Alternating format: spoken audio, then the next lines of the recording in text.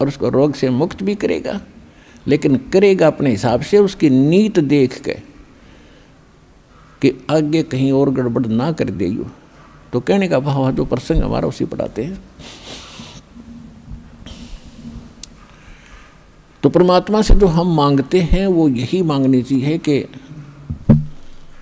साईं इतना दीजिए जा मैं कुटुंब सुमावे, हम भी भूखे ना रहें और अतिथि न भूखा जावे। तो यहाँ आने वाले भक्त को लगभग 80% व्यक्ति जो हैं ये दुखी आते हैं, और उनके लिए वो दुख एक वरदान बनेगा, एक वरदान सिद्ध होगा उसके लिए। तो आपके लिए प्रार्थना है कि परमात्मा पर विश्वास रखना और कुछ समय देना भगवान को।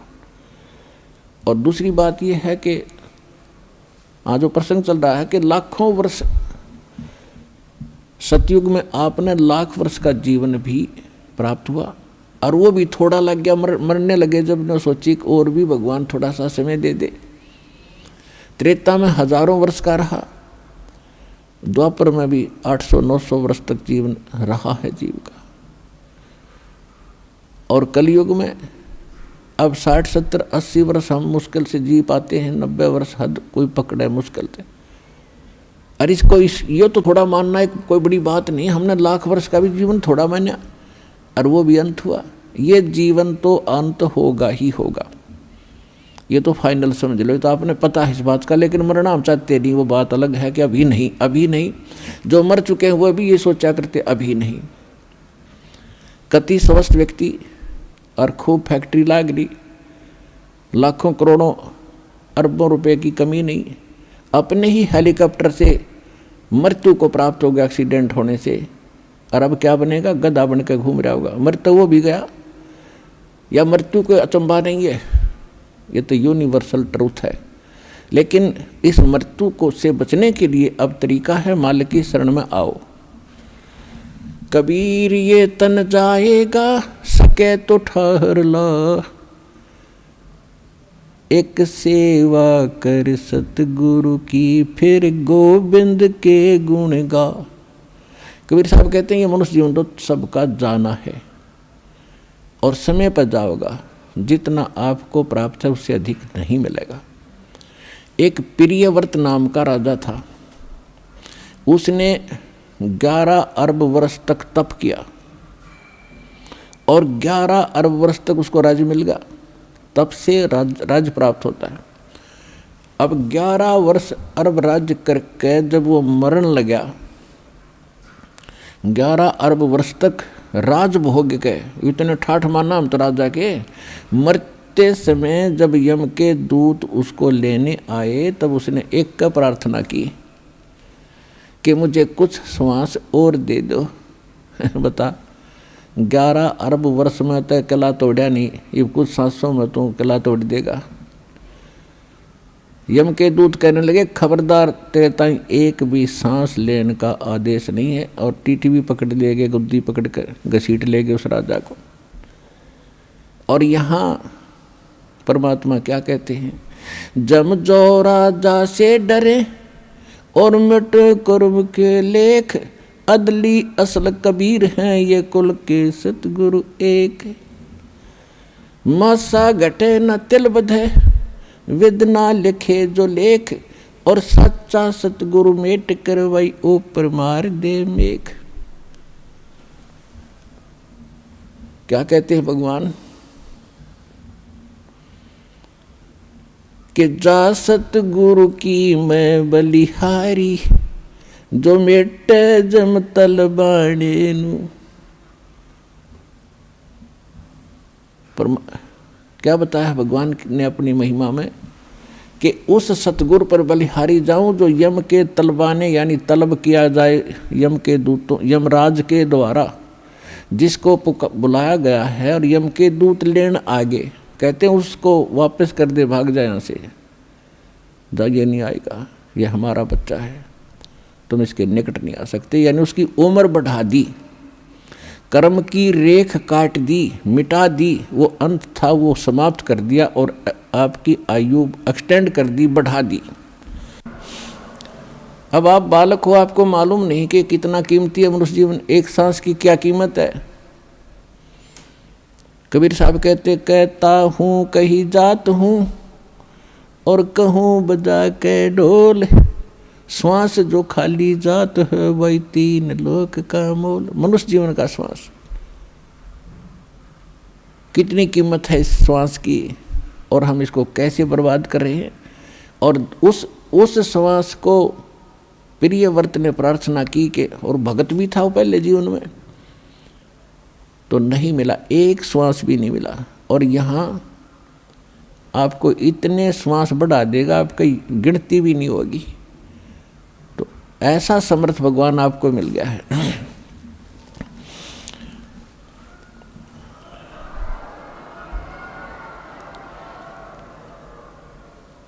तो कहने का भाव ये है कि जो सतयुग में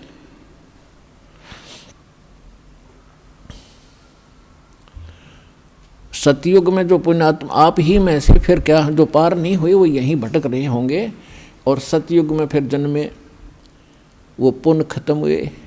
जितने पुण्य खत्म हो जाएंगे उसी प्रकार वातावरण बदलता जाएगा संसार का। सतयुग में क्या था, इतना मजबूत शरीर होता था, पृथ्वी के ऊपर फल लदपद रहते थे, और बाग बगीचे बहुत गुणे, बनों के बन, केलों के बन, आमों के बन, यानी अंगूरों के बन ऐसे होते थे। और ये जो अन्न है, गेहूँ बाजरा ज्वार, जैसे सामक आपने देखा अपने आप उग जाता है, अपने आप परिपक्व हो जाता है, ऐसे खड़े रहा करते। कोई अभाव नहीं था, लाए तोड़ के और झाड़ के धर दिए और पका के खाओ और भक्ति करो, कोई काम नहीं था। फिर धीरे धीरे पुण्य समाप्त हुए, वो सुविधाएं भी कम होती चलेगी। त्रेता में आए, त्रेता में आपको हजारों वर्ष का जीवन जीने को मिला, वो भी थोड़ा रहा, क्योंकि मृत्यु अच्छी चीज नहीं है। और यहाँ कंपलसरी, यहाँ तो अच्छी चीज रहेगी ही नहीं। और हम यही डिमांड करते हैं कि हमें अच्छी चीज मिले और कभी समाप्त ना हो। अब बेटा बेटी हुए, हम कितने खुश हैं, बिल्कुल सही है। और हम अपने बच्चों के साथ रहें, कितने अच्छे लगते हैं। इन्हीं के लिए हम सारा दिन मजदूरी करते हैं, मेहनत करते हैं, इनको सुखी रखना चाहते हैं।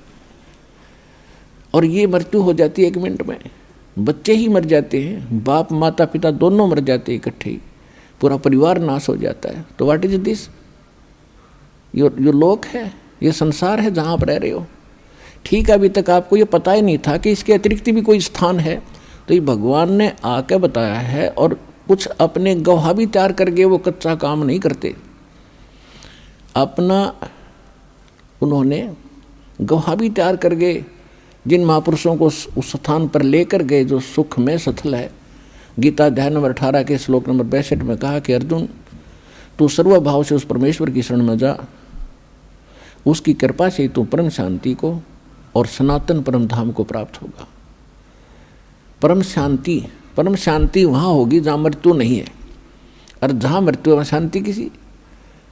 अब चाहे प्रधानमंत्री बन रहा है बाप, और बेटे का तकलीफ हो जा या एक्सीडेंट हो जा, जब वो सुनता है ना एक्सीडेंट हो गया, कलेजा न्यू करे उसका, और क्या हुआ, जब न्यू कह लेना बच गया, जब शांति हो है। तो यहाँ कोई जीवन है या शांति है? हम सोचें राजा सुखी, पूरी पृथ्वी का राजा भी महादुखी है इस लोक के अंदर। तो सुख कहाँ है वो बता दिया भगवान ने कि सतलोक में है, जहाँ आप पहले रहा करते थे। उस सुख को आप यहाँ खोज रहे हो। जो बूरा की मंडी में सुख था वो नमक की मंडी में नहीं हो सकता। उस कीट को, उस कीड़े को जो खांड की बोरी से उठकर और किसी ने उठाकर नमक की बोरी मंडी में डाल दिया, तो वहाँ सारा एक वही है, लेकिन कलर एक जैसा है। तो ये काल जो है ये भगवान जरूर कहलावा है, लेकिन ये भगवान नहीं है, ये सुखदाई नहीं है। तो उस सतलोक की और यहाँ की एक जैसी रचना है। ऐसे मनुष्य वहाँ है, ऐसी सृष्टि जो की तू है। आप पहले वहाँ रहा करते थे, चींटी से लेकर हाथी तक जितने भी असंख्य प्राणी हैं यहाँ पर, वो इतना बड़ा लोक है।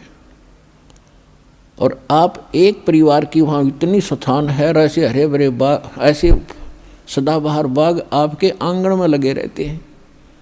बड़े बड़े महल हैं तेज पुंज के बने हुए, जैसे यहाँ मिट्टी है 5 तत्वों से बना सारा कुछ, पेड़ भी पौधे, वहाँ 1 तत्व से बने, नूर तत्व से। और उसको छोड़कर आप यहाँ आ गए, आप यहाँ खोज रहे हो सुख कि काम करूँ नहीं और सुख गणा हो, बैठे बैठे सारा कुछ मिला है, ये तो वहाँ मिल जाएगा।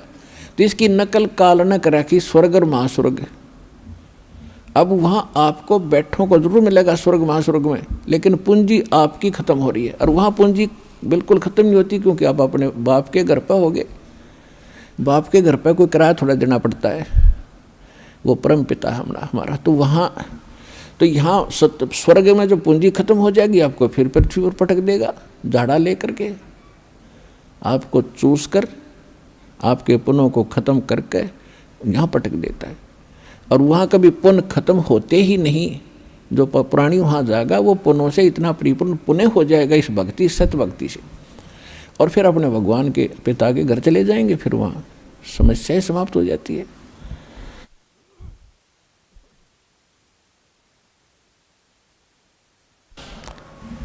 तो उसके बाद फिर तो ये कहने का भाव ये है कि इस लोक की तुम इच्छा कम करो, यहाँ की सुविधाओं से भी मुंह मोड़ो थोड़ा सा। जितना ज्ञान आपको होता जाएगा उतना ही आप यहाँ से उल्टे हटोगे, तभी उस परमात्मा के निकट पहुँचोगे। यदि आप यहीं की कार कोठियों की डिमांड करते रहे भगवान के आगे, तो आपका मूल काम फिर रह जाएगा। परमात्मा आपको वो वस्तुएं अवश्य देगा जो कलयुग में ज़रूरी है। कलयुग में क्या ज़रूरी है? व्हीकल, जैसे मोटरसाइकिल है, कार है, या अन्य कोई सुविधाजनक कोई वैसे गाड़ी ठीक चलनी हो। बस में भी आदमी आसानी से जा सकता है, ट्रेन से भी जा सकता है, आना जाना उसमें कौन सा गाड़ी में बैठे बात से कि कौन सा देवता बन जाए, रेल में बैठना, इसमें कार में बैठ गया है तो आदमी है। तो जो भक्ति नहीं करता वो चाहे हेलीकॉप्टर ले रहा हो, वो तो पत्थर है और भगवान के लिए यूजलेस है। इसलिए परमात्मा कहते हैं राम रटत निर्धन भलो, टूटी घर की छान, वो कंचन महल किस काम के जहाँ भक्ति नहीं भगवान। कि परमात्मा को बच्चा प्यारा है, चाहे निर्धन हो, और इतना निर्धन हो कि घर की छत भी टूटी हो और मेरी परमात्मा की भक्ति करता हो। और उस कंचन महल को क्या करे जिसका, वो किस काम के सोने के महल जहाँ परमात्मा की भक्ति नहीं। तो भक्ति कितनी ज़रूरी है, कितनी आवश्यक है और कितनी महत्वपूर्ण है, इसकी कितनी कीमत है, ये आपको सत्संग से पता चलता है। तो आपको नहीं पता तो किसी की माननी अवश्य चाहिए जो बता रहा है। और एक तो बताया करें अपना अनुभव, वो तो संत अलग हैं। दास बताता है भगवान की बताई हुई, तो भगवान के बताए हुए में कोई त्रुटि नहीं हो रह सकती। ये तो आप बिल्कुल सत्य मान लो। ये तो माननी भी चाहिए कि भगवान जो कहता है वह फाइनल है। इंसान के कहे में त्रुटि हो सकती है, भगवान के कहे में नहीं हो सकती। तो दास अपना नहीं बताता अनुभव, भगवान का बताया ही बताता है। और जो उन्होंने ज्ञान दिया वो आपको सुनाता हूँ।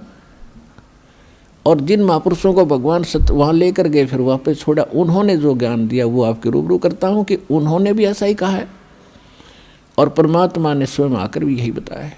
तो फिर ये तो निसंशय हो जाना चाहिए आपको कि दास जो कह रहा है वो फाइनल है, वो सत्य है। तो सत्य को ग्रहण करने की आदत बनाओ।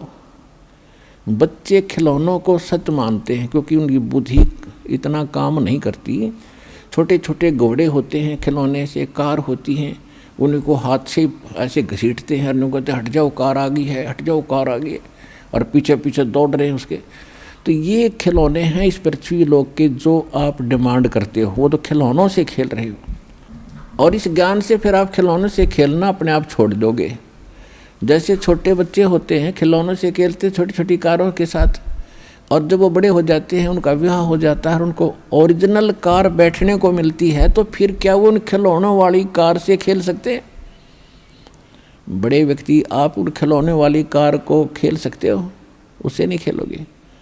इसी प्रकार जब आपके विचार इस ज्ञान से मैच्योर हो जाएंगे, यहाँ से उठेंगे ऊपर को, तो जब आपको ऊपर के सुख का ज्ञान होगा, फिर आपकी इन यहाँ के खिलौनों में रुचि नहीं रहेगी, तो उस दिन आपकी भक्ति प्रारंभ होगी।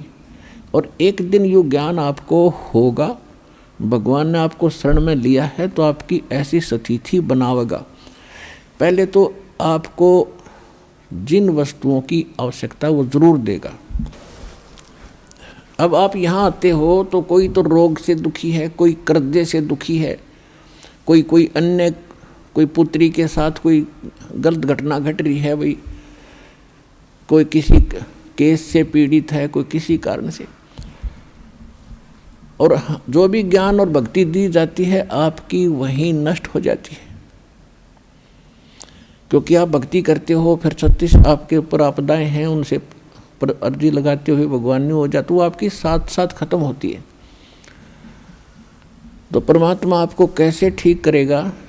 एक बार किसी के ओठ का चोट लगी, ओठ के, और किसी ने दवाई बता दी कि इसके होठ के हलवा बना के बांध दो। अब थोड़ा सा हलवा बनाया 10-20 ग्राम देसी घी का, उसके ओठ पर रख दिया, ओठ पर रखते हो भीतर कर गया, भूखा था, उसने फिर दरिया वो फिर खा गया। एक समझदार से ने बताया कि अच्छा बना दो, और पहले इसने भीतर से भरो, जब ओठ पर टटेगा अंदर से फुल करो इसको, जब टेकने देगा ये ओठ पे। तो पहले ये परमात्मा पहले आपको अंदर से भरेंगे, और जब इस औषधि ने ओठ पे टेकने दोगे आप, जब आप ऊपर निचालन की सोचोगे,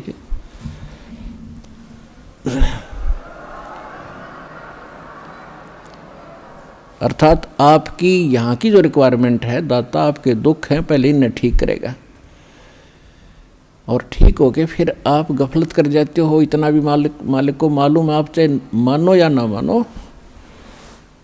अब कई भक्त कहते हैं जी कति और तो सारा ठीक हो गया, कि थोड़ा सा कोई बताते हैं सब दुख रह गया, वहाँ यो तो रखना पड़ेगा भगवान ने, यो तो जान कर रख रखा ना, तुम फिर अंडी पाक जाओगे।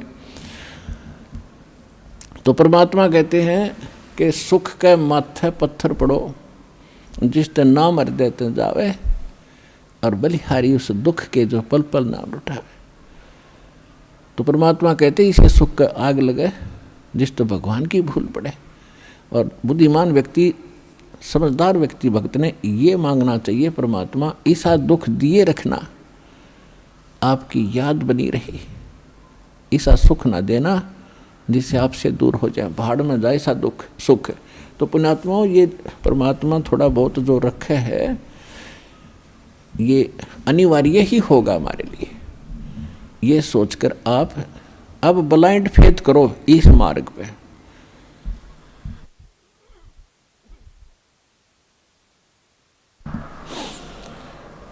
पहले हम ब्लाइंड फेथ किया करते थे उन अज्ञानी नकली संतों पर,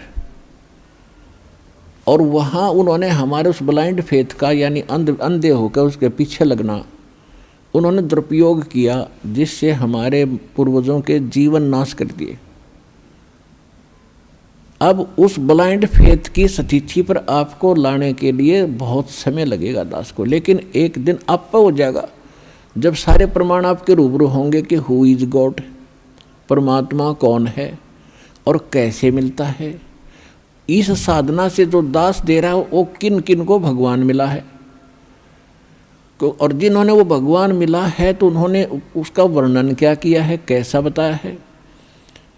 तो वही साधना जिन महापुरुषों ने, जिस साधना के करने से परमात्मा मिले हों, और वो आपके रूबरू कर दिया, क्योंकि आप स्वयं नहीं पढ़ सकते आध्यात्मिक लिटरेचर को, उसके लिए टीचर की आवश्यकता होती है सिलेबस को पढ़ाने के लिए। तो हमारा अध्यात्म का जो टीचर सिलेबस है, ये पवित्र ग्रंथ हैं सभी धर्मों के,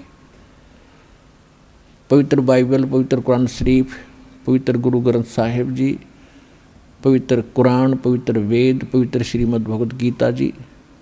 तो ये हमारे अध्यात्म मार्ग के एक सिलेबस है, पाठ्यक्रम है। और पाठ्यक्रम को गुरु यानी टीचर जान सकता है। आपको बताया कि गुरु कौन है, गुरु भगवान हो सकता है, दूसरा गुरु हो ही नहीं सकता। क्योंकि गुरु सारी, सतगुरु कहो, गुरु कहो, सतगुरु इसलिए कहना पड़ गया कि नकली गुरु नहीं होगे, नहीं तो गुरु शब्द पर्याप्त है। गुरु माने रास्ता दिखाने वाला, सच्चा रास्ता दिखाने वाला। लेकिन झूठे गुरु हो गए, इसलिए सतगुरु की आवश्यकता पड़ेगी। तो सतगुरु कहो और उसको गुरु कहो, परमात्मा ही आते हैं और वो ही गुरु हो सकते हैं, और गुरु है ही नहीं। बाकी तो गुरु सभी आपको बता दिया, किसी ने बाल काटने सिखा दिया उसका गुरु हो गया, ये छोटी मोटी अध्यापक शिक्षा को अक्षर ज्ञान करा दिया उसका वो गुरु हो गया। ये गुरु अलग है। अध्यात्म मार्ग के गुरु का सत्संग में रोल होता है। यदि यहाँ गुरु होते तो भगवान को आने की आवश्यकता ही नहीं थी। अपनी रची हुई सृष्टि को अनुभव से भगवान ही बता सकता है, जीव कैसे जान सकता